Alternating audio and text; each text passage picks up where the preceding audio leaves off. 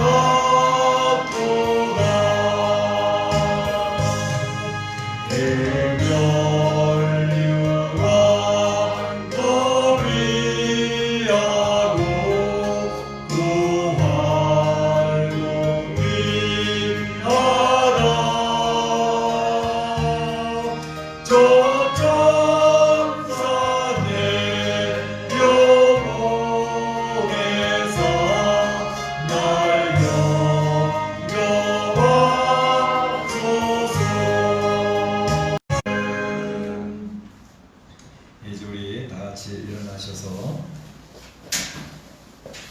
보혈을 지나 찬송 드림으로 이 일부 예배를 시작하도록 하겠습니다.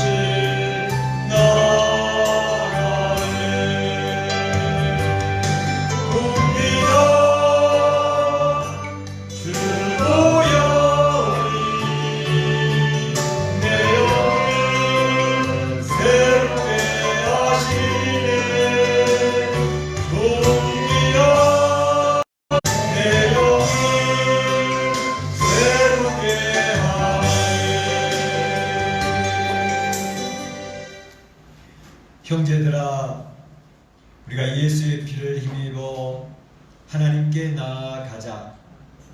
하나님께 나아가는 자는 반드시 그가 계신 것과 자기를 찾는 자들에게 상 주신 이심을 믿어야 할지니라. 아멘.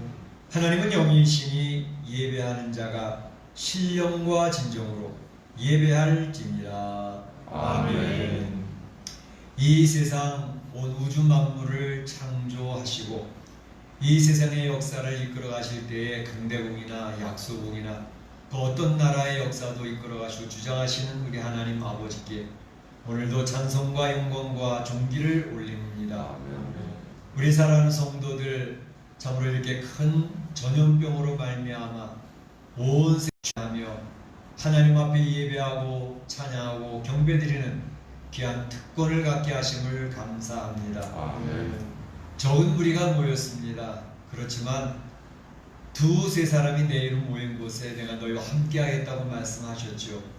오늘도 이 예배 시간에 이 세상의 전염병으로 참으로 힘들고 어려운 가운데 두려움과 공포 가운데 있지만 저들이 힘을 얻을 수 있게 하시고 주의 평강을 누릴 수 있는 귀한 시간 되어지기를 원합니다. 아멘. 특별히 이 자리에 참여하기를 그렇게도 원하지만 오지 못하고 각 가정에서 머리 숙여 예배드리는 주의 백성들을 기억하여 주시고 저들에게도 동일한 은혜를 허락하여 주시옵소서. 아멘. 오늘 이 예배를 통하여 하나님 홀로 영광을 취하여 주옵소서. 아멘. 예수님의 이름으로 기원하옵나이다. 아멘. 아멘. 다 자리에 앉으시고 찬송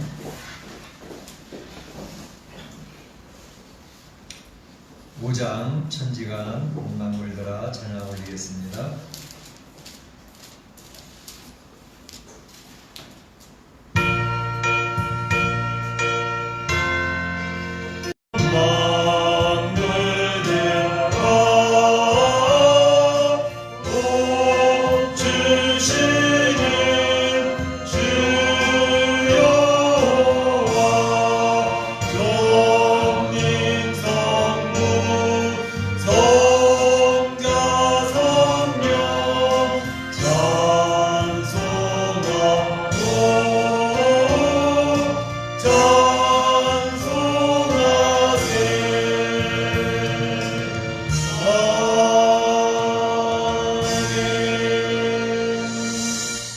교동문은 18번이 되겠습니다. 성시교동문 18번, 시편 31편이 됩니다.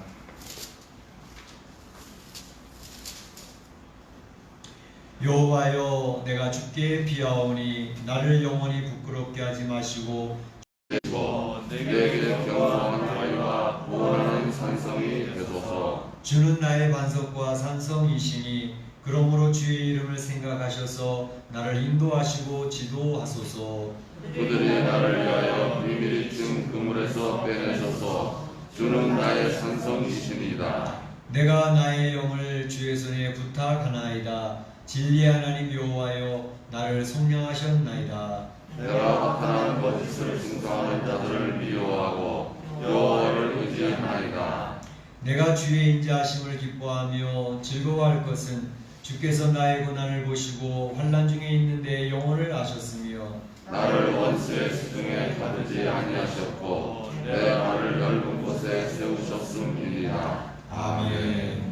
이 시간에는 우리 다 같이 한 목소리로 기도하는 시간이 되겠습니다.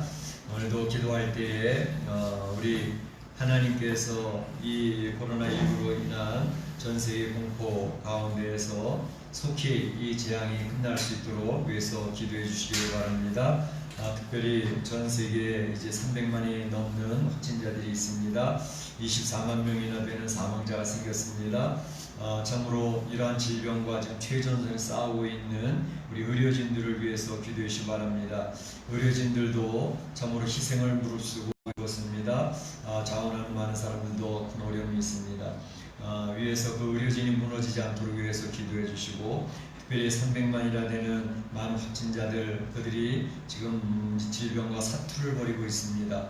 그들이 이 어려운 사투 가운데 하나님을 바라보고 하나님을 의지하며 잘 이겨내고 견뎌낼 수 있도록 위해서 기도해 주시고 특별히 완전히 고독 가운데 빠져 있고 완전히 힘들 것이면서 이 어려운 때에 하나님 의지하면서 주님의 나라를 바라보면서 주님 품에 안기는 귀한 시간이 있기를 바랍니다.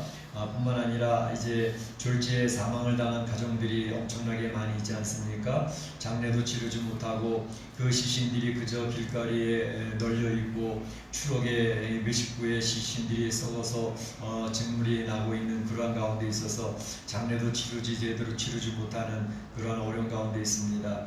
어려움을 당한 가정들을 위해서 기도해 주시기를 바랍니다. 특별히 우리 멕시코 교민 사회에 이런 확진자들이 이제 많아지지 않도록 위해서 기도해 주시고, 주님의 교회 공동체에 성도들이 감염되는 일이 없도록 위해서 기도해 주시고, 특별히 성도들의 가정이 이제 이러한 코로나19로 인해서 재정적으로 굉장히 어려워지는 가운데 있습니다.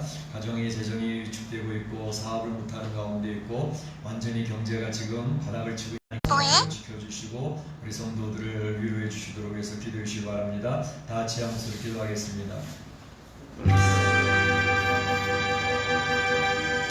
아버지 하나님,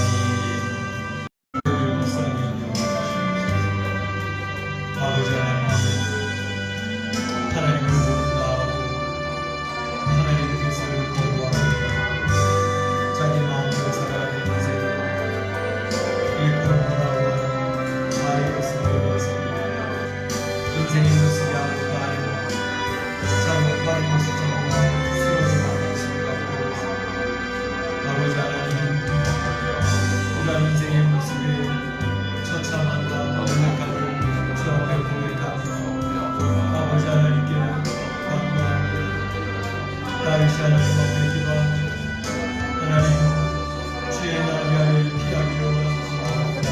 이 재앙의 날이 지나기까지 주의 날이 하여 주님을 기도하며 은혜를 베풀어 달라고 기도해 준다는 것처럼 주의 하나님 앞에 기도합니다.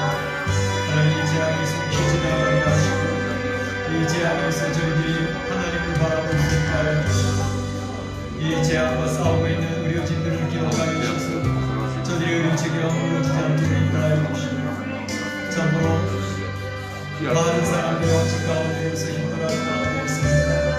저들의 사투를 주님 기억하여 주시고 하나님 앞에 기도하는 명상에서 이겨낼 수 있는 저들이 될 수 있도록 인도하여 주시고 아버지 하나님 인생의 연약함을 고백하게 하시고 저희들의 죄를 회개하며 자복하며 주 앞에 설 수 있는 귀한 기간들이 될 수 있게 하여 주시고 아버지 하나님 죽음 앞에 무력한 저희들이 주님의 부활의 역사를 바라보며 하나님 아버지의 부활의 영광에 참여할 수 있도록 사망을 당한 모든 가족들이 이 가족들이 위로받을 수 있게 하시고 하나님 나라의 내세를 준비하며 살아가는 우리 인생이 될 수 있게 하시고 더 이상 이러한 것에 대한 두려움과 공포가 이제 하나님 아버지를 주시는 놀라운 능력으로 힘으로 말미암아 이겨낼 수 있도록 인도하여 주시옵소서.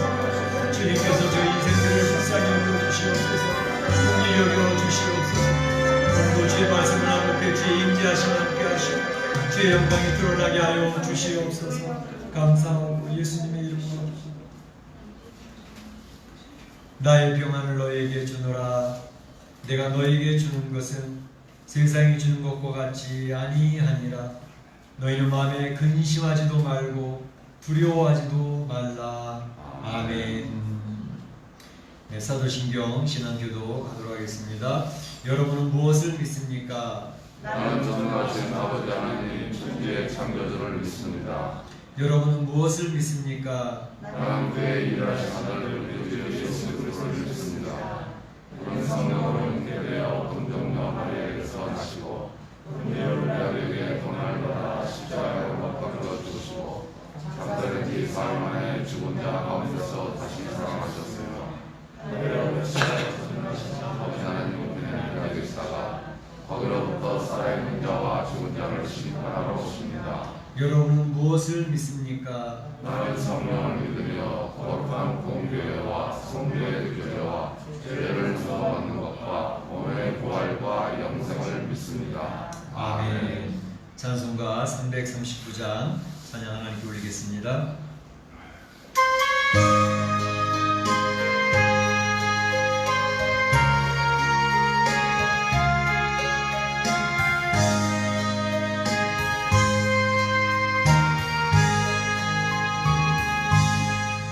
내 주님 지신 십자가 우리를 만들까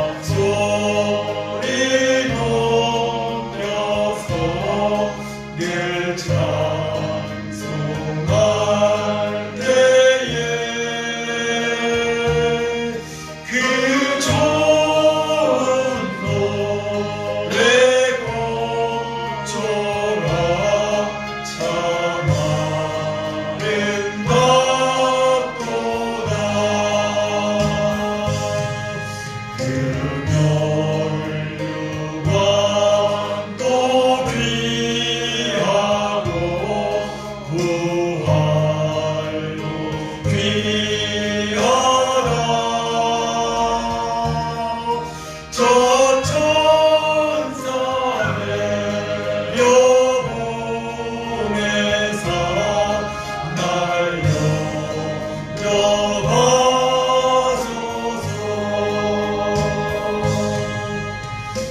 아멘. 시간을 대표해서 김 지사님 기도 인도해 주시겠습니다.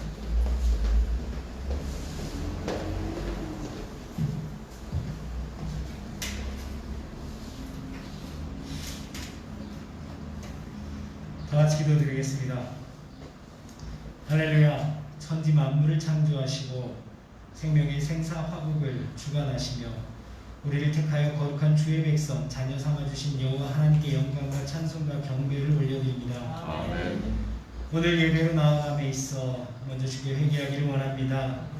먼저 입으로 주여 주여 하나 하나님이 내 삶의 주관자라 입술로 고백하나 삶의 매 순간 속에서 세상의 이치와 내 생각이 우선했던 모습, 내가 우상되고 세상이 우선되었던 모습을 회개합니다. 이웃 사랑하기를 내 몸과 같이 하라, 화평하라, 용납하라, 용서하라 말씀하셨지만 여전히 내 안에 미움과 다툼과 시기와 질투가 가득함을 봅니다. 너희는 거룩한 성전이라 내가 거룩하니 너희도 거룩하라 말씀하셨으나 세상에 가진 유혹에 여전히 흔들리고 넘어지는 모습이 있었음을 자복하오니 우리를 긍휼히 여기시고 이 시간 용서하여 주시옵소서. 아멘.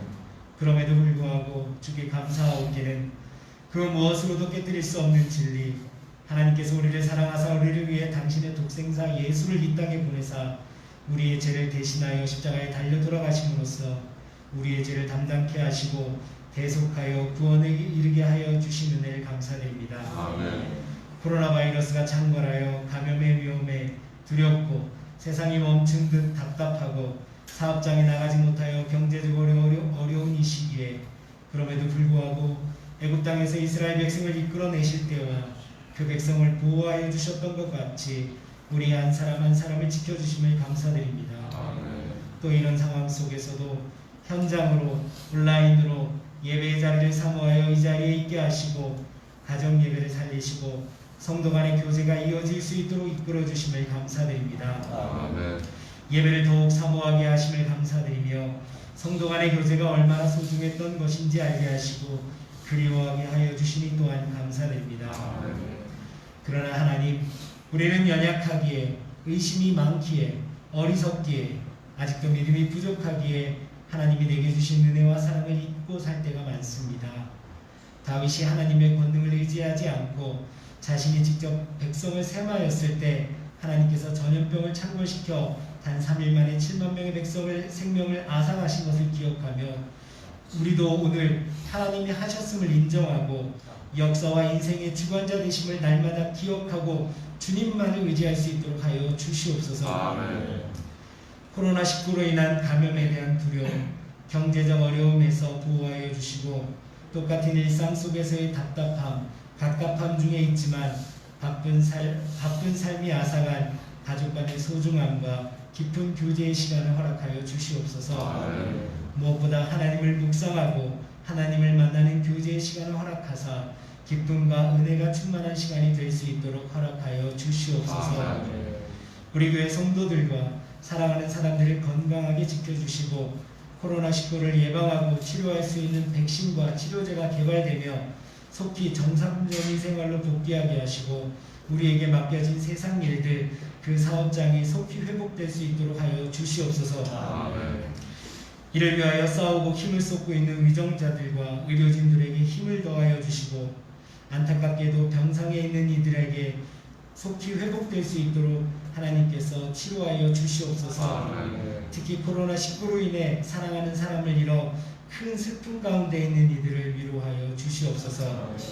그리하여 함께 우리가 교회 성전에 다시 모여 찬양하고 예배하며 얼굴과 얼굴을 직접 맞대며 대하며 하는 교제를 회복시켜 주시옵시고 우리 아이들이 즐겁게 뛰는 모습을 흐뭇하게 지켜볼 수 있는 그날을 기대하오니 속히 허락하여 주시옵소서. 아멘. 각 가정 개인의 사정을 잘 아시는 주님, 그 마음에 소망하며 간절히 하나님께 간구하는 것을 들어 응답하여 주옵소서. 예배 자리에 있습니다. 현장이건 영상이건 장소와 매체에 관계없이 신실한 마음으로 사모하는 마음으로 거룩히 예배하게 하시고 시청자가 아닌 예배자로 이 자리에 각자의 자리에 있게 하여 주시옵소서. 조재영 목사님을 청지기로 세우셨으니 영육간에 더욱 강건하게 하시고 오늘 전하는 하나님의 말씀 가운데 힘이 있게 하시고 그 말씀을 듣는 우리로 아멘하며 화답하고 우리의 삶 가운데 적용할 수 있도록 하여 주시옵소서. 우리와 함께 하심을 감사드리며 또 함께 하실 것을 믿으며 이 모든 것을 감사함으로 주님께 하나님께 예수님의 이름으로 기도드렸습니다. 아멘.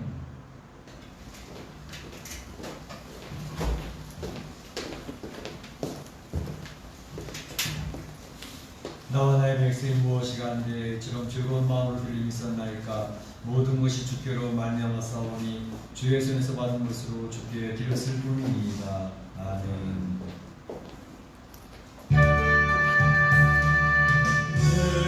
내게 있는 모든 것을 아낌없이 드리는 사랑하고 의지하며 주만 따라가리며 주께 드리네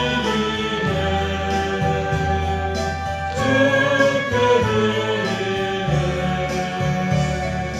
사랑하는 구주 앞에 모두 드리네. 하나님 감사합니다. 오늘도 우리 사랑하는 성도들 주 앞에 나올 때 귀한 물질을 구별하여 올립니다.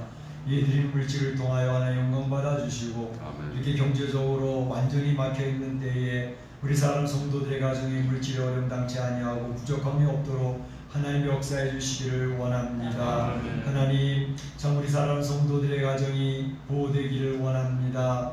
질병으로부터 감염되지 않도록 막아주시고 아멘. 하나님 모두 이 어려운 때 건강할 수 있도록 지켜주시되 아멘. 영적으로도 건강하여서 하나님 같이 모여 예배드리지 못하지만 저희의 가정에서도 더욱더 주님을 사모하며 참 예배자의 모습으로 주 앞에 나가는 귀한 은혜가 있도록 인도해 주셔서 그 심령이 건강할 수 있도록 주님 지켜주시기를 원합니다. 아멘. 아버지 하나님 우리 사랑하는 성도들 참으로 주 앞에 기도하는 제목들이 응답되게 해주셔서 이 어려운 때 위기 때에 참으로 환난과 또 물질 궁핍 속에서도 하나님의 놀라운 역사를 경험하는 귀한 은혜가 넘치도록 인도하여 주셔서 아멘. 이 위기의 상황이 오히려 기회의 상황으로 바뀌어질 수 있도록 인도하여 주시옵소서. 아멘. 이 드려진 물질을 통하여 하나님 영광 취하실 때에 참으로 잃어버린 영혼을 찾아지게 하시고 하나님의 나라 확장되게 하여 주시고 주님의 교회가 물질적 어려움 당치 아니하도록 건강하게 든든하게 세워져 갈 수 있도록 지켜주시옵소서. 아멘. 하나님께서 홀로 영광 받아 주옵소서. 아멘. 예수님의 이름으로 기도하옵나이다. 아멘.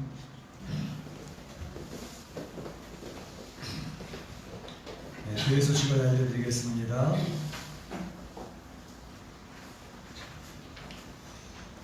이제 5월 첫 주가 되었네요. 5월달 맞이하면서 참으로 착잡한 마음이 있는 것은 죽음의 행렬이 지금도 계속되고 있지 않습니까? 오늘도 얼마나 많은 사람이 죽을지 모르겠습니다. 그래도 장례도 치르지 못하고 7억 개 몇십 구씩 시체가 쌓여 있고 병원 복도에 시체들이 줌들어져 있고 하는 것들을 보도를 보면서 가슴이 얼마나 아픈지 알 수가 없습니다. 참 이러한 죽음 행렬이 있는 가운데 있지만 우리 성도들 오히려 이 5월달에 생명의 승리가 넘쳐나는 그러한 은혜가 있어지길 바랍니다. 그래서 하나님 앞에서 예배에 집중해서 은혜가 넘치시기를 축복합니다. 5월달부터 대신방을 하겠다고 지난번 연기된 적이 있었는데 지금 대신방할 상황이 아니라서 대신방이 가능할 때까지 연기하도록 하겠습니다. 착오 없으시기를 바라고요. 이제 목장 모임을 모이지 못하고 있는 가운데 있지만 목장 카톡방을 통해서 서로 은혜를 풍성히 나누어서 서로 격려하는 시간 되어지길 바랍니다. 감사한 것은 어제 토요일 날 또 우리 베드로 목장, 바울 목장 모여서 참 이제 화상이긴 하지만 서로 얼굴을 보고 아이들이 건강한 모습을 보고 얼마나 안심이 됐는지 모릅니다. 참으로 각 목장별로 이렇게 귀한 교제와 서로 은혜를 나누는 시간들이 더욱더 든든하게 세워져 갈 수 있기를 바랍니다. 코로나19로 인해서 온 성도가 다 함께 모여 예배드리지 못하는 안타까운 상황이 지금 계속 지속이 되고 있는데, 이런 때일수록 우리 성도들이 자칫 잘못하면 신앙으로 이렇게 나태해지기 쉽습니다. 이제 일주일에 한 번씩 와서 교회에서 예배를 드리면 또다시 이렇게 우리의 마음이 이제 다시 점검이 되는데, 가정에서 있다 보니까 가정에서 이제 마음을 다해서 예배를 드린다 하더라도 예배 드리는 상황이 흐트러지기 때문에 또 이제 자칫 오랫동안 벌써 한 달이 지나가고 이제 한 달 이상 더 이제 진행될 것 같은데, 이렇게 하다 보면 우리가 자칫 영적으로 이제 떨어질 수가 있습니다. 그래서 하나님과 교제가 깊어질 수 있는 그런 방식을 각각 찾아야 되는데, 말씀 묵상이라든지 기도에 집중하실 때 특별히 골방 기도를 통해서 우리 성도님들 주님과 대화하고 교제하는 시간이 더욱더 깊어지길 바랍니다. 아직도 확진자가 지금 이제 늘고 있죠. 다음 주 주안점에는 멕시코도 이제 정점을 찍고 내려가지 않겠나라는 예측을 하고 있는데, 어쨌든 이제 내려가는 중이라 할지라도 계속 조심해야 됩니다. 그래서 교회 오실 때도 이렇게 마스크를 착용해 주시고, 기침하는 분들 가정에서 또 이렇게 열이 있고 하는 분들은 가정에서 예배를 드리시고, 이제 많은 사람들 접촉하게 되어지는 분들 있지 않습니까? 그런 분들은 지금 알아서 이렇게 교회 안 나오고 계시는데 가운데 있는데, 어쨌든 성도 간에 서로 조심할 수 있도록, 그래서 나도 지키고 상대방도 지켜줄 수 있는 그러한 역사 있도록 성도들이 조심해 주시길 바랍니다. 지난주에도 생명의 삶 5호를 이제 가져가셨는데 지금 한 3번 정도 남았습니다. 필요하신 분들은 오늘 가져가시기를 바랍니다.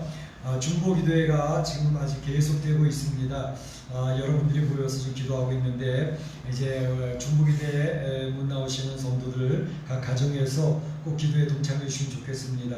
8시부터 9시까지 1시간 동안은 계속 우리가 기도에 힘을 쓰고 있으니까 기도에 할 내용들이 많지 않습니까? 위에서 이제 기도에 힘을 품고 기도해 주셔서 주님의 교회가 영적으로 든든히 지켜져 갈 수 있도록 위에서 기도해 주시기 바랍니다. 새벽 기도는 신문 중에 있고 그렇습니다. 더욱더 기도에 힘써 주시기 바랍니다. 하나님 말씀 보도록 하겠습니다. 하나님 말씀은 요한계시록 2장 18절에서 29절 말씀까지가 되겠습니다.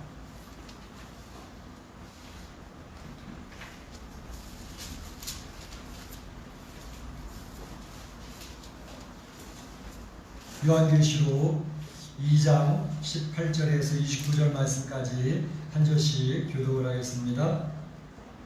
두아디라 교회의 사자에게 편지하라. 그 눈이 불꽃 같고 그 발이 빛난 주석과 같은 하나님의 아들이 이르시되, 내가 내 사랑과 믿음과 섬김과 인내를 나누니 내 나중 행위가 처음 것보다 많도다. 그러나 네게 책망할 일이 있노라. 자칭 선지자라는 여자 이세벨을 네가 용납함이니 그가 내 종들을 가르쳐 꾀어 행음하게 하고 우상의 제물을 먹게 하는도다. 또 내가 그에게 회개할 기회를 주었으되 자기의 음행을 회개하보다 감히 드물도다. 볼지어다 내가 그를 침상에 던질 터이요 또 그와 더불어 간음하는 자들도 만일 그의 행위를 회개하지 아니하면 그 널난 가운데에 던지고, 또 내가 사상으로 그의 자녀를 죽이리니 모든 교회가 하는 사람의 뜻과 마음을 살피는 자인 줄 알지라. 내가 너희 각 사람의 행위대로 갚아주리라. 두아디라에 남아있어 이 교훈을 받지 아니하고 소위 사탄의 깊은 것을 알지 못하는 너희에게 말하노니 다른 짐으로 너희에게 지울 것은 없노라. 나는 너희에게 있는 것을 내가 올 때까지 굳게 잡으라. 이기는 자와 끝까지 내 일을 지키는 그에게 만국을 다스리는 권세를 주리니 그가 철장을 가지고 그들을 다스려 질그릇 깨뜨린 것과 같이 하리라. 나도 내 아버지께 받은 것이 그러하니라. 내가 또 그에게 새벽불을 주리라. 귀 있는 자는 성령이 그에게 하시는 말씀을 들을지어다. 아멘. 아멘. 예, 이제 저희가 요한계시록에 지금 7교회를 살펴보는 중에 있습니다. 7교회를 살펴보는 가운데 첫 번째 살펴봤던 교회가 어느 교회였죠? 에베소 교회였죠. 에베소 교회 제목을 첫사랑을 잃어버린 에베소 교회 이렇게 말씀을 드렸죠. 그래서 에베소 교회는 이단이 많이 횡행했고 사도 바울이 전해진 복음, 이 복음의 내용을 변개시키려는 그런 사람들이 많이 있어서 그런 이단과 아주 대치하면서 참고로 그 이단들이 교회에 침입하지 못하도록 상당히 신경을 썼던 에베소 교회인데, 그 이단을 이제 들어오지 못하도록 하며 복음이 변질되지 않도록 애를 쓰다가 그만 그것이 첫사랑을 잃어버리는 그러한 결과가 되어지게 되어졌다라는 말씀을 드렸습니다. 두 번째 살펴봤던 교회는 서머나 교회였죠. 서머나 교회는 제목을 어떻게 붙였죠? 고난에서 승리한 서머나 교회 이렇게 했습니다. 그래서 서머나 교회는 책망이 없고 칭찬만 있었던 그런 교회였는데, 그 서머나 교회가 당시에 굉장한 환란이 심했습니다. 그래서 육체적인 고난과 환란이 있었고 특별히 물질적으로도 궁핍한 가운데 있어서 정말로 신앙생활하기 너무나도 어려운 그런 상황이 놓여져 있었던 교회였지만, 그래도 그들은 충성을 다하면서 하나님 앞에 그 고난을 이겨내는 그러한 교회여서 죽도록 충성하라 생명의 면류관을 너에게 주리라 라고 하는 주님의 말씀을 받았던 교회가 서머나 교회가 됩니다. 그런가 하면 지난 시간에 살펴봤던 것은 버가모 교회였죠. 버가모 교회는 어떻습니까? 그 지역이 사단의 권자가 있는, 그래서 사단의 권자에서 싸운 버가모 교회 이렇게 말씀을 드리지 않았습니까? 그래서 황제 숭배도 물론 있었고 도서관도 있고 의료시설이 굉장히 발달했던 그러한 도시였지만, 그 가운데에는 발람의 길을 쫓고 니골라군을 쫓아가는 그러한 사람들이 있어서 참으로 세속화가 되어지는 그러한 교회였지만, 또 그 어려운 가운데에서도 순교하는 일꾼이 있었죠. 예, 안디바와 같이 감옥, 송동 가마솥에서 구워지고 태워지는 그런 순교를 감당하면서 믿음을 지켰던 그런 귀한 인물이 있었던 교회였다라는 것을 말씀을 드렸습니다. 오늘 네 번째로 두아디라 교회를 살펴보려고 하는데, 오늘 두아디라 교회 제목은 악을 용납한 두아디라 교회 이렇게 제목을 정해놨습니다. 그래서 이제 먼저 살펴볼 것은 두아디라는 도시는 어떠한 도시였고 어떤 환경이 있었는가 살펴보겠고, 또 두아디라 교회가 칭찬받았던 내용은 무엇이었고 책망받았던 내용은 무엇이었는가, 그 주님께서 권면하시는 내용은 무엇이었는가, 이런 내용들을 살펴보고자 합니다. 우선 두아디라라고 하는 도시, 이 도시는 어떤 도시였나? 지난번에 살펴봤던 버가모 도시에서 내륙쪽으로 동쪽으로 한 70km 정도 더 내륙으로 들어가는 곳에 있었던 곳이 두아디라라는 곳입니다. 이 두아디라는 동서남북으로 교통의 요충지였습니다. 그래서 이제 동쪽에 있던 사람이 서쪽으로 갈 때 반드시 두아디라를 거쳐가야 됐고, 또 남쪽에 있던 사람이 북쪽으로 가게 될 때에도 두아디라를 거쳐가는, 그래서 우편로로 사용하는 그러한 도시였습니다.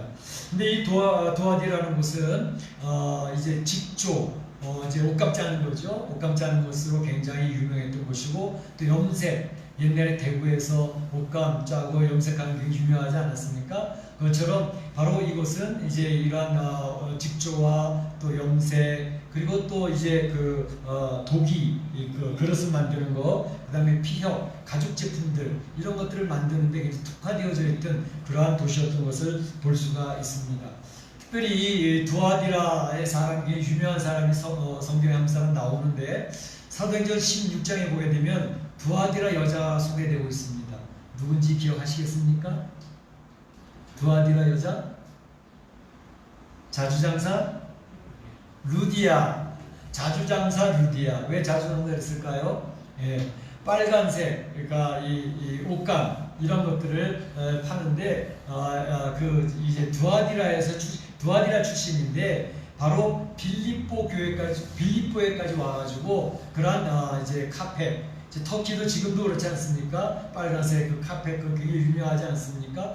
그러한 것을 옷감도 팔고 이런 직조물을 파는 그러한 일을 감당했던 사람이 루디아였는데 빌립보까지 왔다고요. 바로 두아디라는 소아시아 지역이었지만 빌립보는 유럽의 첫 성입니다. 유럽으로 연결되어진 첫 성인데 거기까지 와서 바로 이러한 옷감을 팔고 하는 일을 했는데, 그러니까 두아디라의 그 옷감이 그 직조 또는 그 염색이 얼마나 굉장히 유명했는가 하는 것을 미로 짐작해 볼 수가 있는 것이죠. 그런가 하면 이 두아디라의 또 특징은 뭐냐 하면 이렇게 여러 가지 피혁이라든지 가죽 제품을 다루는 거라든지 염색이라든지 또 옷감 짜는 거라든지 이런 것이 굉장히 발달되어진 특화된 도시였는데, 그러다 보니까 그 이제 전문적인 그런 사람들이 모여서 이 조합을 만드는 그런 도시였습니다. 그래서 노동조합, 그러니까 동업조합들이 많이 만들어져 있는 그러한 도시였고, 바로 이러한 조합제도는 나중에 중세 시대 때 길드라고 하는 게 있지 않습니까? 길드라는 것이 있어가지고 그 길드를 통해서 이제 굉장히 그 산업을 발달시키는 그런 일이지 않았습니까?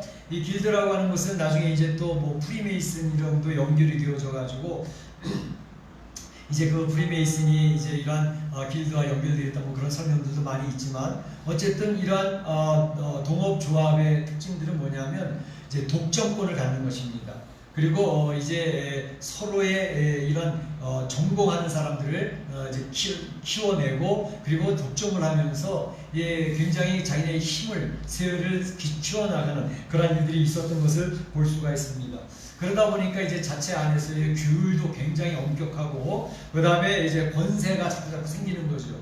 그래서 이 조합, 노동조합이라는 것이 맨 처음에는 약자가 자기의 권리를 보호하기 위해서 시작을 하지만 나중에는 이게 지나쳐버리면 약자의 모습이 아니라 오히려 강자의 모습으로 바뀌어버리지 않습니까? 기득권층으로 바뀌잖아요. 우리나라에 이제 전노조가 있고 민노총이 있고 그랬을 때 그들이 시작될 때에는 큰 대기업화에서 약자가 되어져서 권리를 찾기 위해서 조합이 시작됐습니다. 그러나 오늘날에는 그 조합이 얼마나 강한지 이제 국가의 권력, 경찰들도 그들의 눈치를 보지 않습니까? 정치하는 사람들도 그들의 눈치를 보며 그만큼 약자의 위치에서 강자의 위치로 바뀌어졌기 때문에 그들의 힘은 이제 독점을 하는 그런 힘을 가지고 있어서 뭐 언론 노조에도 언론을 다 장악을 하고 있고 여러 이제 구석구석의 산업 분야에도 장악을 하고 있고, 그래서 이제 그러한 힘이 단결되어져 있고 결속이 되어져 있어서 이제는 그러한 모습으로 인해 가지고 참으로 한 나라의 통치자들도 그들의 눈치를 봐야 되는 그러한 상태가 되어지고 있는 것을 볼 수가 있습니다. 심지어는 이제 학교의 모든 학생들도 장악을 하는 그러한 상태가 되어져서 굉장히 이제 좋은 것으로 출발을 했지만 그 끝이 지금은 오히려 더 좋지 않은 영향력을 주는 그런 모습 바뀌어져 있는 것을 볼 수가 있는데, 이 당시에도 역시 그랬습니다. 이 당시에도 그 시작할 때에는 서로 자기네들의 그 특화된 것을 잘 개발하고 정말 전문적인 그런 좋은 상품을 만들기 위해서 시작을 하고 조합을 만들었지만 점점 가면서 그들이 독점을 하기 시작을 했고 그들의 힘이 세지기 시작을 하고 규율을 통해서 그 안에 조직들을 장악을 해나가면서 이제는 나중에 그 안에 이런 조합 안에는 항상 자기네들이 섬기는 수호신이 있었습니다. 자기네들 나름대로의 우리는 이 신을 섬긴다, 우리는 이것을 우상한다 하는 그런 것들이 생기다 보니까 이제 그들과 연결을 되어지려면, 그들과 같이 살아가려면 그들의 수호신에게 가서 절을 해야 되고 그들의 우상제물을 먹어야 되어지고 그들과 같이 커뮤니케이션, 교제가 이루어져야 그들로부터 그런 물건을 공급받을 수 있어서 물질적인 삶을 누릴 수 있기 때문에 그 사회 자체가 이러한 형성으로 되어져 있는 가운데 있었습니다. 그러니까 두아디라라고 하는 도시가 이러한 모습을 갖추고 있으니까 두아디라 안에 세워졌던 교회는 어떤 어려움이 있겠습니까? 뭐 보나마나 뻔하죠. 그런데 놀라운 것은 오늘 말씀을 보면 예수님께서 두아디라 교회에 놀라운 칭찬을 하고 있는 그런 내용들이 나옵니다. 두아디라 교회가 이제 다른 교회들처럼 황제 숭배라든지 여러 우상 숭배라든지 특별히 이 두아디라 교회는 이러한 길드처럼 동업조합의 그 강력한 그러한 세력들이 있어가지고 그들과 서로 교제하지 않으면 먹고 살 수가 없는 그런 상황이 있는 그런 세상이었는데 두아디라 교회에 예수님께서 칭찬을 하시는 거죠. 칭찬하시는 의미 19절에 나오는데 내가 네 사업과 사랑과 믿음과 섬김과 인내를 아노니 네 나중 행위가 처음 것보다 많도다 이렇게 얘기하고 있습니다. 네 사업 이렇게 얘기하니까 이제 그 두아디라 도시에 여러 사업체들이 있어가지고 이 교회도 무슨 사업을 했나? 그런 생각을 할 수 있는데 교회에서 사업을 한 것은 아니고요. 네 사업이라고 하는 말이 가르치는 내용들은 뭐냐면 여기에 나와 있는 믿음과 사랑과 섬김과 인내 이러한 것들을 내 사업이라고 주님께서 지목을 하면서 칭찬을 하고 있는 것입니다. 내 나중 행위가 처음 것보다 많도다 라고 칭찬을 하면서 이야기를 하고 있는 것이죠. 특별히 여기서 언급한 사랑, 믿음, 섬김, 인내 이 내용들은 우리 교회들이 추구하는 가장 중요한 요소들이거든요. 우리가 신앙생활할 때 무엇을 얘기하죠? 믿음과 소망과 사랑 이 세 가지는 항상 있을 것인데 그 중에 제일은 사랑이라 이렇게 되어져 있지 않습니까? 그래서 신앙생활의 3요소라고 할 것 같으면 그것은 믿음입니다. 그 다음에 사랑입니다. 그리고 소망입니다. 그러니까 이 3요소를 갖추고 있는 교회가 두아디라 교회였다라고 이야기를 할 수가 있죠. 그런데 사실은 여기에 소망이라는 말은 빠져 있어요. 목사님 소망이라는 말이 없는데 목사님은 왜 믿음, 소망, 사랑이라고 얘기를 하시죠? 근데 이 소망이 연결되어져 있는 단어가 있죠. 뭘까요? 인내라고 하는 단어가 소망과 연결되어져 있습니다. 무엇을 보면 알 수 있냐면 데살로니가 교회를 향해서 사도 바울이 굉장히 칭찬을 하지 않았습니까? 데살로니가 교회는 사도 바울이 가서 전도 3주일밖에 안 했습니다. 한 달도 채 안 되는 전도를 했지만 그 교회는 칭찬받는 교회가 되어졌습니다. 고린도 교회는 1년 6개월 동안 사도 바울이 심혈을 기울였던 교회였지만 그 교회는 모든 교회의 문제를 다 가지고 있었던 그런 문제적인 교회가 고린도 교회였습니다. 그래서 고린도 지역은 바로 이런 아가야 지역의 이제 수도로서 또 이 데살로니가 지역은 마게도니아 지역의 수도로서 서로 남북의 가장 중요한 대표적인 도시들인데 이 남쪽에 있는 고린도 교회는 이 사도 바울에 의해서 계속 지적을 받았어요. 너희들 그렇게 신앙생활 그렇게 하면 안 돼. 교회가 그런 모습이 돼서는 안 돼. 계속 이야기를 했는데 데살로니가 교회를 향해서는 바로 사도 바울은 내가 더 이상 너희에게 아무 말도 할 것이 없노라. 너희의 믿음의 소문, 너희의 신앙의 모습이 온 지역에 아가야 온 지역에 소문이 이미 나 있다 라고 이야기를 하면서 이야기했던 세 가지 요소를 이야기합니다. 무엇이었죠? 너희에게 믿음의 역사가 있고 사랑의 수고가 있고 또 소망에 인내가 있는 줄을 내가 아노니 이렇게 이야기하고 있거든요. 그러니까 데살로니가 교회가 믿음의 3요소, 믿음의 역사가 있는 교회였다, 사랑의 수고가 있는 교회였다, 소망에 인내가 있는 교회였다 라고 하는 세 가지 요소를 사도 바울이 지적을 하면서 칭찬하고 있는 모습을 볼 수가 있는 것이죠. 그래서 우리가 믿음 생활을 할 때도 믿음도 종류가 있습니다. 살아있는 믿음이 있는가 하면 죽어있는 믿음이 있습니다. 살아있는 믿음과 죽어있는 믿음의 모습의 차이는 뭘까요? 믿음의 역사라고 그랬죠. 역동성이 있는 믿음을 가지고 있는 신앙생활을 하고 있는 성도들이 있습니다. 역동성이 있어요. 믿음이 막 활발하게 움직이고 있는 거예요. 활동성이에요. 그런데 죽은 믿음은 뭘까? 믿음이 있다고는 하는데 역동성이 전혀 없어요. 믿음의 역사가 전혀 없어요. 그러니까 믿음은 있다고 하지만 전혀 역동성이 없는 믿음, 그것은 죽은 믿음과 같다라고 이야기를 하고 있는 것이죠. 그런가 하면 사랑도 마찬가지입니다. 사랑도 진짜 사랑의 모습이 사랑이 있고 사랑이 있는 것 같은데 실상은 사랑이 없는 그런 모습이 있을 수 있다는 것이죠. 진짜 사랑의 모습은 어떻게 나타나느냐? 오늘 성경에서 이야기한 대로 섬김의 모습으로 나타납니다. 진짜 사랑이 있으면 그건 수고하는 모습으로 나타납니다. 진짜 사랑이 있으면 희생을 감수하는 모습으로 나타납니다. 그러니까 사랑이라는 단어는 추상명사이지만 이것이 구체적으로 되어지는 바로 섬김, 수고, 희생, 행동으로 옮겨진 내용으로 나타나면 그 사랑은 진짜 사랑이었다라는 것을 이야기하고 있는 것이죠. 그래서 우리의 신앙생활을 이렇게 점검해 볼 수가 있는데 사실은 이번 주간에 저는 이제 지난번에도 말씀드렸던 것처럼 다큐 프로그램을 좋아해서 이렇게 다큐 프로그램을 보게 되는데 특히 인간극장이라는 내용을 참 잘 봐요. 하루에 한 30분, 40분씩 이렇게 해서 쭉 연결해서 한 주간을 한 사람 스토리를 얘기하는 건데 거기 보게 되면 이 세상 살아가는 사람들의 모습이 다 묘사가 되어져 있어요. 그래서 저는 굉장히 관심 있게 보고 많이 은혜도 받고 도전도 받고 우리 삶의 모습을 관찰할 수가 있습니다. 그러니까 이번 주간에 어떤 일이 있었냐 하면 거기에 이제 39살 된 남편, 38살 된 아내 두 부부, 그리고 또 그 주변에 이제 뭐 49살 된 그런 남편, 그리고 이제 이제 비슷한 그런 아내, 그런 가정들이 몇 가지 소개되면서 무엇을 얘기하느냐 하면 이분의 이름이 심상수라고 하는 분이었는데 아내는 마미나라고 하는 분이었고 그 가정에는 아들이 둘이 있었습니다. 12살 된 심윤견, 또 11살 된 심아윤이라는 이제 아들과 딸이 있었는데 그 가정이 살아가는 모습이 특이한 모습이었어요. 어떤 모습이었냐면 이 사람이 지금 38살밖에 안 됐잖아요. 그런데 24살짜리 여자 처녀를 입적을 시켜서 딸로 삼았어요.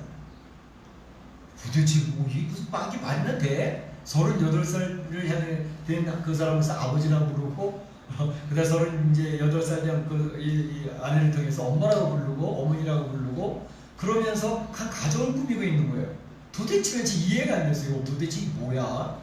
근데 그 주변에 있는 사람도 49살인데 21살짜리, 22살짜리 또 아들과 딸을 또 입양을 해서 같이 생활을 하고 있는 거예요.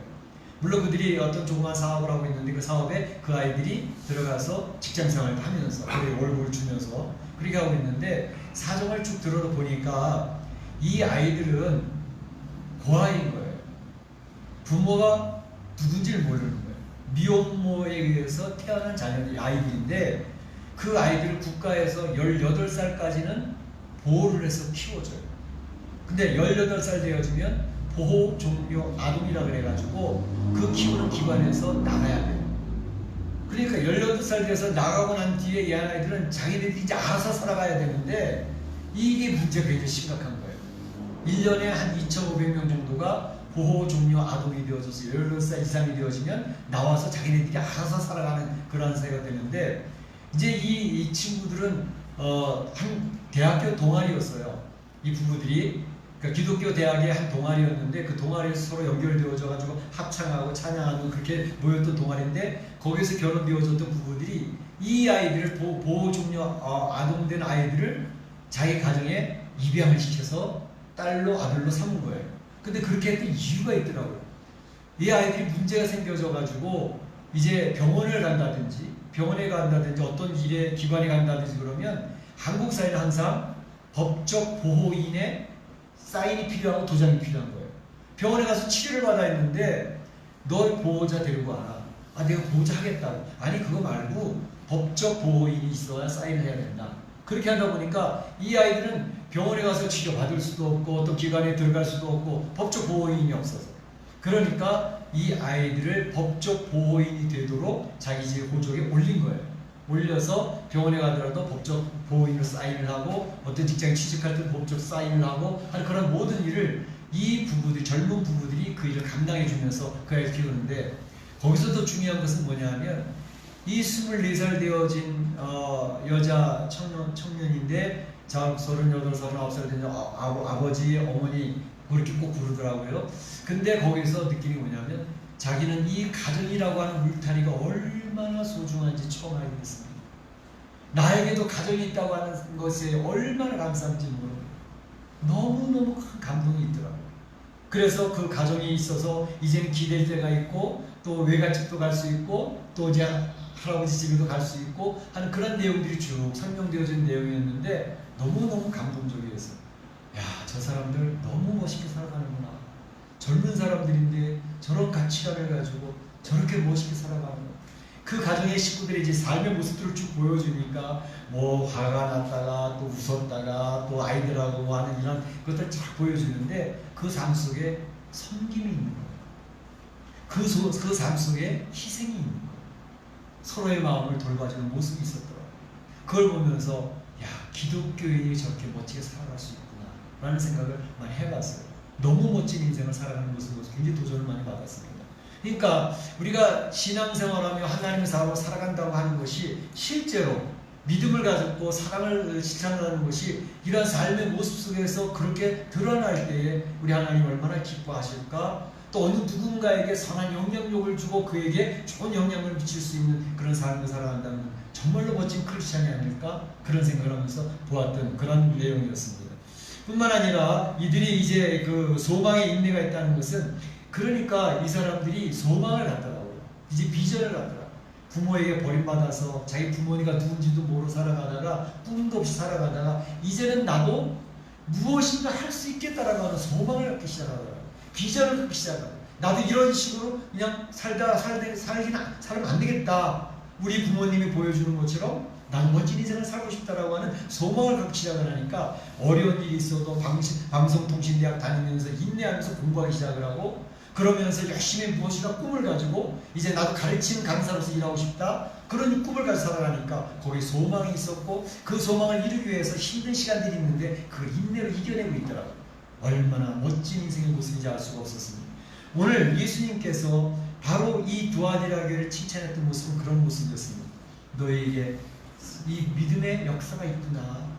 너에게 사랑의 수고가 있구나. 너에게 소망의 인내가 있는 그런 모습이었다. 그러면서 예수님께 칭찬하신 것은 너희들이 처음보다 나중에 훨씬 더 나아지고 있구나 라고 칭찬하는 거예요. 이게 얼마나 귀한 칭찬입니까? 처음보다 나중에 낫다고 하는 칭찬 굉장히 중요한 칭찬이죠. 에베소 교회는 처음에 굉장히 좋았습니다. 이단과 싸워서 이겨냈으니까 지켜냈으니까 그런데 나중에 안 좋았습니다. 그러다 보니까 가슴이 굉장히 차가워졌고 아주 다른 사람을 경계하는 눈빛으로 보기 시작을 했고 사랑을 잃어버리면서 에베소 교회의 시작은 멋있게 시작을 했는데 끝날 때는 아주 처음보다 못한 모습이 되어졌다. 두아디라 교회는 반대로 시작할 때는 그 어려움 속에서 시작을 했는데 나중에는 점점 좋아지는 그러한 모습이었다라고 예수님이 칭찬하고 계시는 것이죠. 이게 굉장히 신앙생활의 중요한 모습이라고 봐요. 신앙생활에는 뭡니까? 예수 그리스도의 생명이 우리 죄성으로 신음받고 죽을 수밖에 없던 존재 안에 들어왔다는 건 아닙니까? 그 생명의 씨앗이 우리 안에 심겨졌기 때문에 우리 성도들은 생명체가 되어진 것입니다. 생명체의 특징은 뭐죠? 자라남입니다. 성장함입니다. 성숙해져 가는 것입니다. 그렇기 때문에 생명체가 바위 위에 생명의 씨앗이 하나 떨어졌어도 이게 어떻게 자라날까 했는데 바위를 깨뜨려가면서 자라나서 싹이 나고 자라나서 열매를 맺는 그 나중에 바위를 깨뜨려버리는 그런 놀라운 역사가 있지 않습니까? 바로 이게 생명이 있는 사람들의 특징입니다. 그리스도인이라고 하는 사실은 바로 생명을 받은 사람들이기 때문에 이 세상이 얼마나 힘들고 어려워도 이 세상이 타락한 세상이라 할지라도 그 속에서 생명의 역동성을 통해서 어제보다 오늘이 오늘보다 내일이 달라지면서 성장하는 모습, 성숙해가는 모습이 나타나야 그것이 생명이 심겨진 신령이라는 뜻이라는 것입니다. 그래서 검증이 되어져야 된다는 것입니다. 우리 신앙은 이렇게 검증이 되어져서 자 우리 예수님이 오늘 두아디라를 칭찬했던 것처럼 그 칭찬받는 교회가 되어지기를 소원합니다. 네. 그렇게 되시기를 축복합니다. 네. 그럼 책망받은 내용은 무엇일까? 두아디라 교회의 실수의 내용이 있었습니다. 그것은 뭐냐면 바로 20절에 있는 것처럼 자칭 선지자라는 여자 이세벨을 네가 용납함이니 자칭 선지자라는 여자 이세벨을 너희가 용납함이니 이렇게 얘기했어요. 이세벨 그러면 떠오르는 게 뭐죠? 이세벨이 누굽니까? 아합 왕의 아내이잖아요. 시돈 여인으로서 아합 왕 북쪽 이스라엘 왕 아합 왕 굉장히 강력할 때였는데 시돈의 여인을 자기 아내로 삼았습니다. 근데 그 아내가 가지고 들어왔던 게 뭐죠? 바알과 아세라. 이 우상을 가지고 들어와서 북쪽을 완전히 물들여버리지 않습니까? 바알과 아세라장 섬기는 그런 나라를 완전히 물들어버렸습니다. 그래서 이스라엘 나라가 망하게 된 거 아닙니까? 또 한 가지는 이 이세벨은 뭘 했죠? 다르게 신앙생활을 하는 사람들을 핍박을 했습니다. 대표적인 사람이 엘리야를 죽이려고 했잖아요. 바알과 아세라 자기가 좋아하는 바알과 아세라 선지자들을 죽였다고 내가 엘리야를 죽이기 전까지는 내가 결코 물러날 수가 없어. 그래서 신앙인 하나님의 사람을 죽이려고 그리고 애를 쓰던 사람이 이세벨이었습니다. 또 한 가지는 이 이세벨은 어땠죠? 자기가 가지고 있는 권세를 가지고 약자를 핍박하고 약자의 것을 빼앗는 사람이지 않았습니까? 어디에? 나봇이라고 하는 사람이 포도원을 가졌습니다. 크지도 않아요. 작은 거 한 덩어리예요. 그런데 아합 왕이 그게 갖고 싶었어요. 다른 거 줄 테니까 그거 줘라. 그래도 싫대요. 왜? 우리 조상들이 물려준 땅인데 내가 어떻게 이것을 왕이라 하더라도 드릴 수 있겠습니까? 그래서 이제 이 아합 왕이 시름시름 고민하고 하니까 이세벨이 뭐라 그랬죠? 아이고 왕이시여 뭐 그런 거 가지고 걱정을 하니까 걱정 마십시오. 제가 처리할 테니까. 그래서 가짜 거짓 증인을 세워서 바로 나봇이 왕을 욕했다라고 뒤집어 씌워서 돌에 맞아 쳐 죽여버리지 않습니까? 그리고 나봇의 포도원을 빼앗아서 왕이시여 포도원이 여기 있습니다. 줬던 사람이 이세벨입니다. 그러니까 이 이세벨이라고 하는 사람은 우상 숭배로 나라를 망하게 만들었고 뿐만 아니라 하나님의 사람을 핍박을 하면서 공격을 했고 그리고 약자의 것을 빼앗아 하는 그런 나쁜 여자였던 것으로 이세벨은 되어져 있습니다. 근데 아니 이 두아디라 교회에 왜 이세벨이라는 여자를 언급하고 있을까? 구약의 아합 왕이 있던 그 이세벨을 이야기하는 것은 아니겠죠? 그와 같은 역할을 하던 여인이 두아디라 교회 안에 들어와 있는데 그걸 용납하고 있다는 것을 지금 언급하고 있는 것입니다. 바로 이 이세벨은 어떤 여인이었을까? 두아디라 교회 안에 보게 되면 아마도 두아디라 교회에서 상당한 영향력이 있는 리더의 아내가 아니었을까라고 생각하는 사람이 있고 또 어떤 사람은 아마 이 여인은 지금 그 두아디라라는 지역에 동업 노조가 있지 않습니까? 동업이란 조합이 있는데 그 조합에 연결되어져 있는 사람으로서 상당한 부를 축적한 사람으로 알려져 있습니다. 그러니까 이제 돈을 엄청나게 많이 벌었어요. 그러니까 경제적으로 힘이 있으니까 그 두아디라 교회를 헌금을 많이 하면서 우지자지하는 거예요. 지 마음대로 끌어가려고 하는 거예요. 바로 그런 부분에 대해서 얘기하는 것이고 또 여기서 보게 되면 자칭 선지자라고 하는 말을 통해서 얻을 수 있는 힌트는 뭐냐 하면 공식적으로는 이 여인이 그 두아디라 교회에 직분 있는 사람이 아니에요. 리더의 위치에 있는 사람이 아니에요. 그런데도 불구하고 자기가 자칭 나는 선지자야 라고 이야기를 하면서 영적인 내용도 우지자지하려고 하는 그런 영향력을 미치려고 했다고 하는 사실을 언급하고 있는 것입니다. 당시에 두아디라 교회 성도들이 신앙생활을 잘하고 있음에도 항상 꺼리끼는 게 있었던 게 뭐냐 하면 바로 이 노동조합, 이 동업조합과의 관계를 어떻게 할 것이냐라고 하는 문제였죠. 자기가 먹고 살아야 되면 그들 속에서 무엇인가 연결을 시켜가면서 물질생활을 해야지 그렇지 않으면 경제생활이 안 되니까 이걸 어떻게 해야 될까에 대한 고민이 이 두아디라 교회 성도들은 늘 있었던 것이죠. 그들과 같이 타협을 할 것인가? 아니면 내 신앙을 지킬 것인가? 어떻게 내 먹고 살지? 하는 문제에 굉장히 고민이 있었던 것이죠.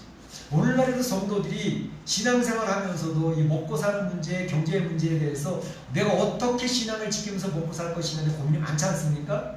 두아디라 교회 성도들이 그랬다는 거예요. 그런데 바로 그때 이세벨이 나타나서 그들을 위로하는 척하면서 그들에게 영적인 영향력을 미치는데 이렇게 얘기를 하는 거죠. 야, 우리가 신앙생활을 잘하는 거 중요해. 잘해야지 물론. 그런데 먹고 살려면 그들과 연결이 돼야 돼. 그들과 연결이 돼야지 우리가 물질적으로도 좀 부도 누리고 그리고 교회가 헌금을 많이 해야 교회가 성장을 해서 교회가 영향력 있는 교회가 될 거 아니야? 맞는 말이잖아요. 그런데 바로 이 이세벨은 그렇게 그 동업조합들과 연결시키면서 아까 말씀드렸던 것처럼 그들이 섬기는 수호신, 그들의 우상, 가서 절 한번 하면 어때? 가서 절 한번 하고 그럼 뭐 하나님 그 이해하시지 않겠냐고. 그러면서 그렇게 해서 성경에서 이야기는 뭐냐면 이 이세벨이 그 두아디라 교회 성도들을 꿰어서 행음하게 하였고 우상제물을 먹게 하였도다 이렇게 되어 있습니다. 여기서 행음이라고 하는 사실은 그 영적인 간음만을 이야기하는 게 아니라 실제적인 행음을 이야기하는 거예요. 그러니까 실제적으로 그 당시에 이 동업조합들은 그렇게 하면서 오고 가는 길, 그 길이 굉장히 중요한 교통로이지 않습니까? 많은 사람이 오고 가면서 거기 지나가면서 이러한 사람들을 통해서 그들이 쾌락을 누리게 됐던 것이죠. 그런데 바로 그러한 것들을 교회에 자꾸 스며들게 만들었다는 것입니다. 그래서 성교회가 지금 위기에 놓여져 있다고 해서 얘기합니다. 버가모 교회에서도 하나님께서 조심시켰던 게 뭐냐면 발람의 길을 쫓는도다. 또 그들이 뭘 얘기하고 있죠? 니골라당의 교훈을 받는도다 얘기했잖아요. 이거 발람의 길은 뭐였어요?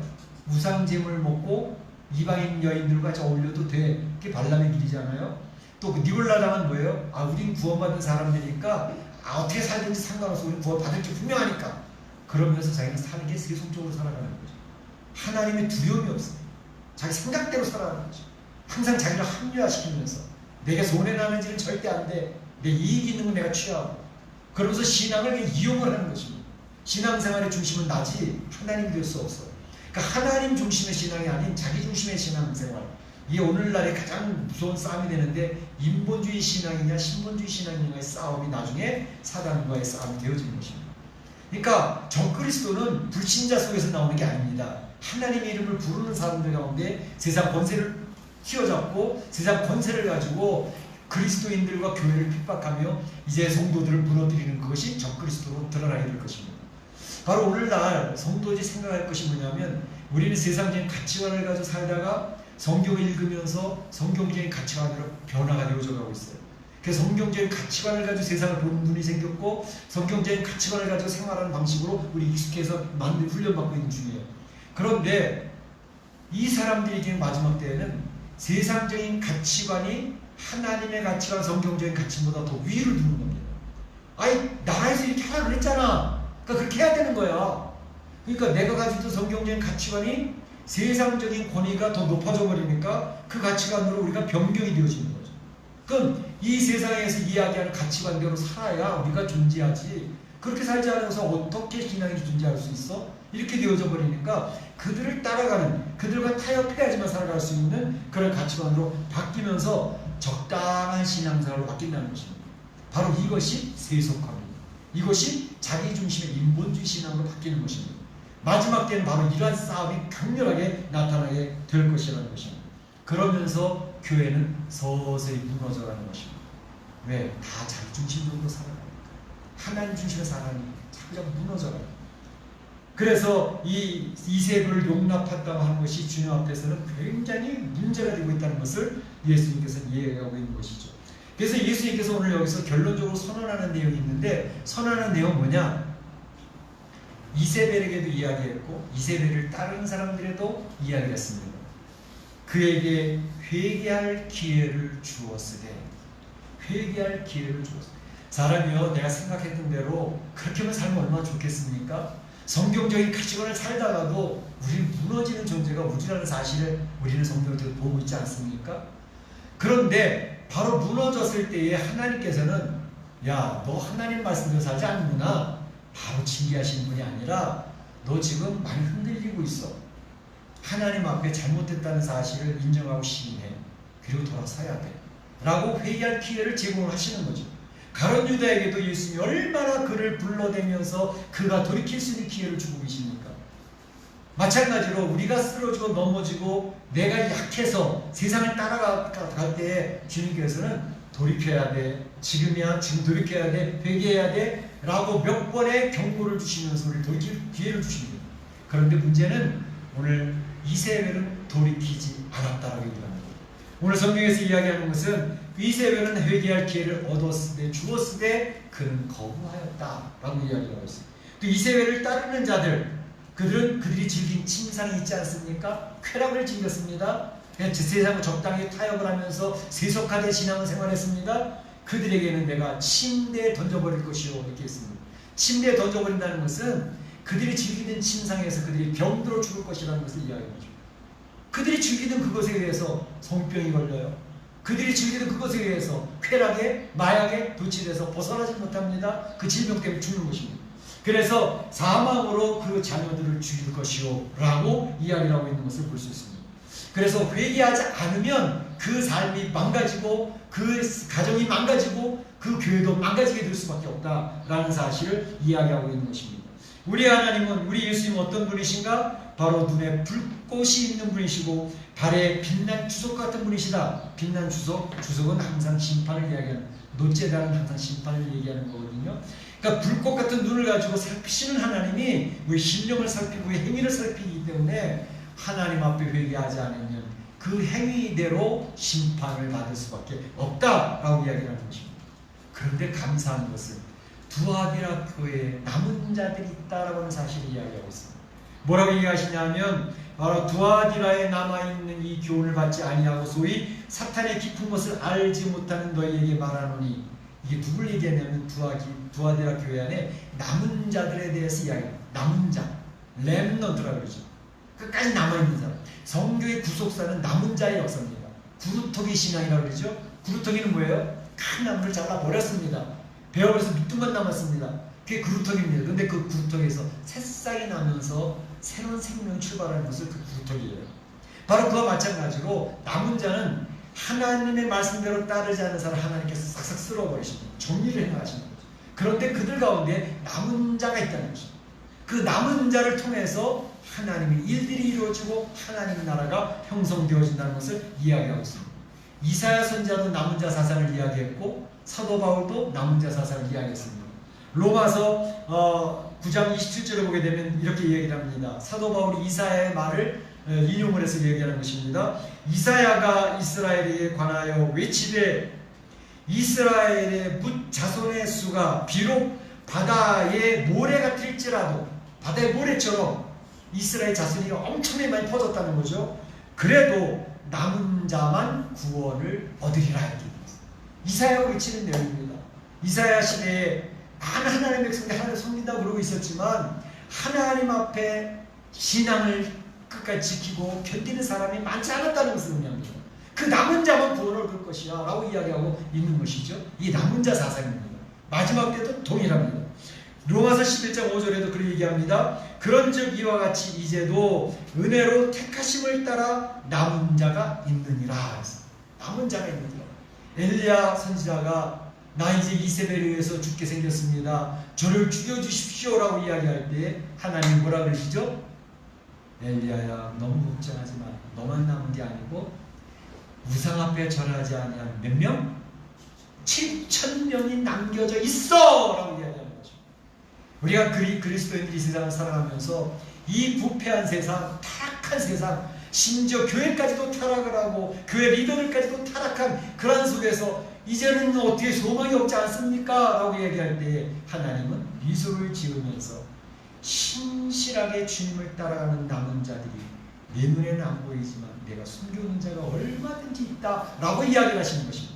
그렇기 때문에 성도들은 절대 비관이 아닙니다. 낙담이 아닙니다.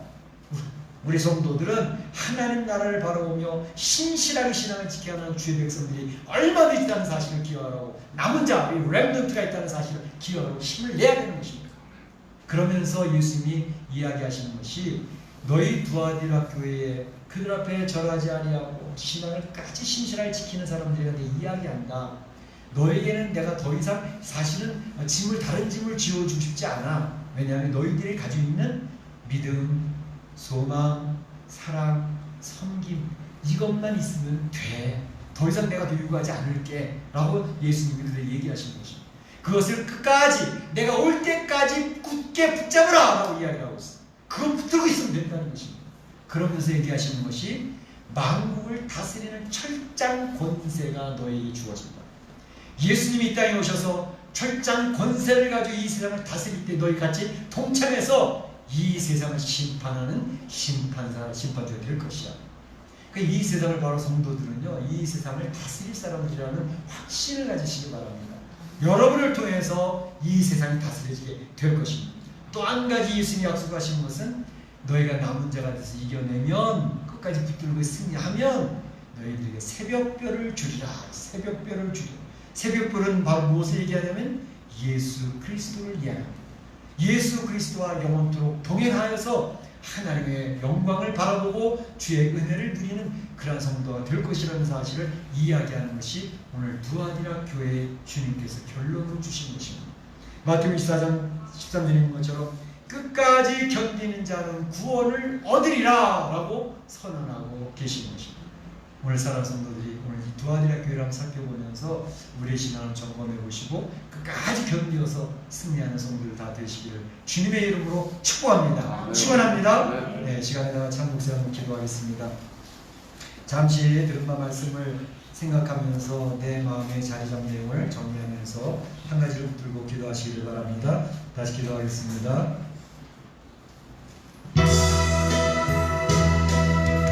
아버지 하나님 감사합니다. 오늘 우리는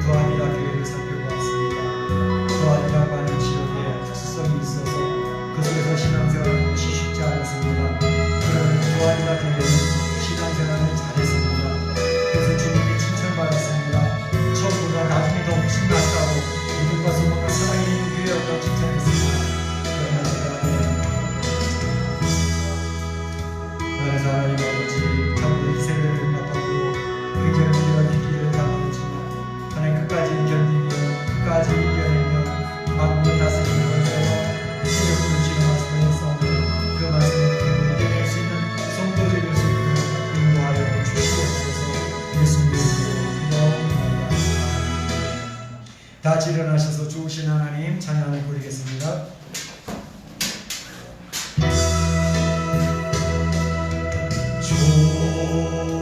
좋으신 하나님 좋으신 하나님 참 좋으신 나의 하나님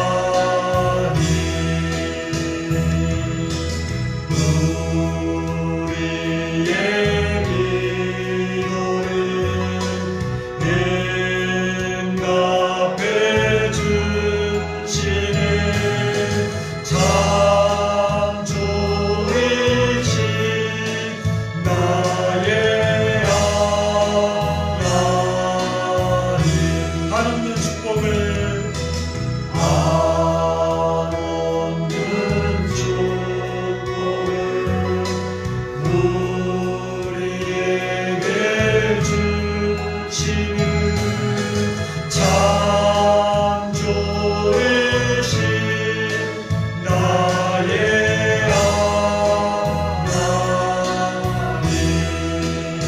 하나님 지금은 우리 구주 예수 그리스도의 은혜와 하나님 아버지의 그 크신 사랑하심과 성령님의 감동과 교통하심이 오늘 두아리아 교회를 보면서 예수님의 칭찬을 받았던 것처럼 믿음과 소망과 사랑 가운데 섬김과 수고와 희생 가운데 하나님 앞에 영광을 돌리며 이 세상에 선한 영향을 미치며 끝까지 믿음으로 승리하기를 소원하는 우리 온 성도들 머리와 가정과 자녀와 일터 가운데 우리 교회 가운데 이제로부터 영원토록 함께 있을지어다. 아멘.